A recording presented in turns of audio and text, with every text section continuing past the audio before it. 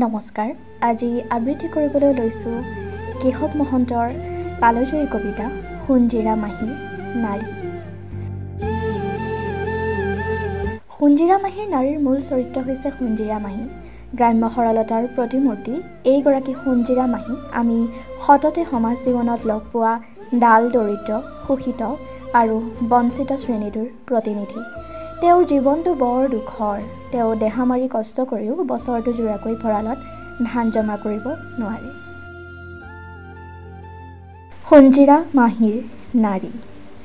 ভালে এদিন হৈ গ'ল জিলালৈ অহা নাই সোণজিৰা মাহী, যাৰ মুগাৰ মেখেলা পিন্ধা উদং ভৰিত খম খম খোজ, যাৰ ব্লাউজ নোহোৱা দেহা কেৱল ৰিহাৰে ঢকা মাগুৰ বৰণ, যাৰ পুৰুষৰ মন গ'লে বুলি জুইলা গলাই লেপি কলা কৰা দুয়োপাৰি দাঁত, যাৰ ফটাকানি শোভাহীন কেৱল চুলিৰ খোপা কলডিলহেন আৰু উৰণিৰে ঢকা, কাৰোবাৰ জীয়েকৰ চাদৰ ববলে তৰাজী তাঁতখনি সোণজিৰা মাহীজনী তাৰেই শিপিনী, তামোলৰ পিক মাৰি পৰৰ মাটিত মহাদেৱে চাই লয় যি বোকাখিনি সোণজিৰা মাহীজনী তাৰেই ৰোৱনী, কপাহী মেখেলাখনি যাৰ ৰং বগা আধাৰো অধিক তাৰ বোকাৰে ঢকা, ঢেঁকী তাঁত পথাৰৰ কাম যাৰ কলিয়াৰ বাঁহী, সদায় ওঠত যাৰ লাগি থাকে তামোলৰ ৰাগি লগা মুখ তোল মিছ মিছ হাঁহি, সেইজনী লচপচ সোণজিৰা মাহী। পেটৰ জোৰণি যদি এমুঠি লখিমী হয়, বুকুৰ জোৰণি হ'ব যদি একেদিনে শেষ হয় 12 আশী কঠীয়াৰ ভুই, তথাপিও ভঁৰালত এবছৰো নাই যাৰ এমুঠি উৰাহি, ভালে দিন হৈ গ'ল জিলালৈ অহা নাই সেইজনী সোণজিৰা মাহী। যোৱাবেলি বহাগতে মাতিছিলোঁ আমি, মাহী এইবাৰ হ'লে তই আহিব লাগিব, বিয়াত নাহিলি নাই। এইবাৰ বিহুতেই লগে ভাগে এসাঁজ খাবলৈ সকলোৱে আশা পালি আছে। পাছে মাহীৰ নহ'ল অহা, তাৰো হেনো ঢেৰ কথা আছে।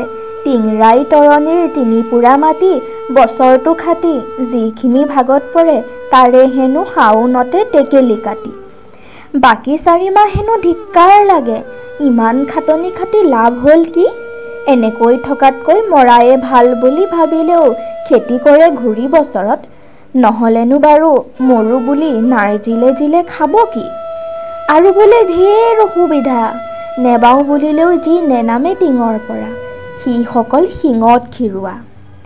এইবোৰ কথা বাৰু কাক ক'ম, কোনে পঠিয়াব? সেয়েহে মাহীয়ে মোলে সুধি পঠাইছিল, কিবা এটা কৰি নোৱাৰনে তহঁতেই নিব?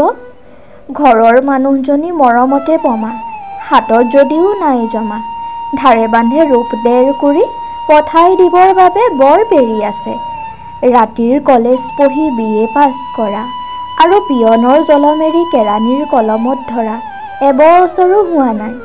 জানা দৰমহা সৰ্বমুঠ 97 টকা 8 অনা। 25 ত্যাগী যোৱা বয়সৰ 6 বছৰ হ'ল। 3 কুৰি বছৰৰ তিতা কেহা খাই আইৰ বৰ মন গ'ল। পুতেকৰ ঘৰ পাতি দিয়ে, সেয়ে হাতত যদিও নাই জমা, বিয়াৰ ধাৰো নাই কমা, তথাপিও ঘৰৰ মানুহজনী মৰমতে পমা। নিতান্ত নগণ্য এই সামান্য 1.5 কুৰি টকা। সি কিনো কথা, প্ৰফেচাৰ যদিও বা একেলগে পঢ়া। শ্ৰী দীননাথ বৰা, তেওঁৰে হাতৰ পৰা আনিবতো পাৰোঁ সেই সামান্য 1.5 কুৰি টকা। এনেতে হঠাৎ চকামকা দেখা পালোঁ সোণজিৰা মাহী। হাঁহি হাঁহি সুধি দিলোঁ, টকা পালি ক'ত? তত ল'ব পাই, থিতাডহে খালি টকা, বেথা ঢাকি কথা কোৱাত পকা। মাহীজনীক দেখা নাই কাহানিও চকু পানী টকা, সেয়েহে সুধিলোঁ, মাহী আজি দেখোঁ কথাবোৰ থোকাথুকি তোৰ? মোৰ বুলি মাহীয়ে কান্দিলে আৰু ক'লে, বিয়াতো নহ'ল অহা, কোনদিনা চকু মুদো তাৰো ঠিক নাই। তাকে ভাবি আহিবলে উচপিচ লাগি তোকেই খুজিলোঁ টকা। তথাপিও চিন্তা হ'ল, তই জানো ধাৰ কৰি ধন দি পঠাও?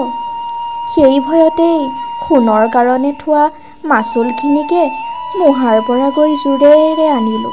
সোণক পঢ়াব লাগে, মোহাৰৰ এই আশা ৰাখিবৰ বাবে বৰ ল'ৰা দেউতাকনক পৰৰ ঘৰত নি হালোৱা ৰাখিছোঁ। তাৰো আৰু কিবা হয়তো বা ক'বলৈ আছিল। এনেতে আহিল এইমাত্ৰ ৰেডিঅ'ৰ সংবাদ লৈ শ্ৰী দীননাথ বৰা। একেলগে স্কুলত পঢ়া। পাইছনে কংগুৰ খবৰ? লুমুম্বাৰ মৰা পোনাটিক চাবলৈও নিদিলে সিহঁতে। পলিন লুমুম্বাজনী শোকতে বাউলি। মাহীজনী থৰ লাগি ৰ'ল। কংগু কি, লুমুম্বা কোন, খাই নে, কাণত পিন্ধে, মাহীয়ে নেপায় একো গম। একমাত্ৰ এষাৰ কথাই বাৰে বাৰে আছে খুন্দিয়াই। কোন এই মৰা কেঁচুৱাটি? কোন তাৰ মাক? তাৰ পিতাকেই বা কোন? জানোবা সিহঁত মোৰে কোনোবা আপোন। ধন্যবাদ।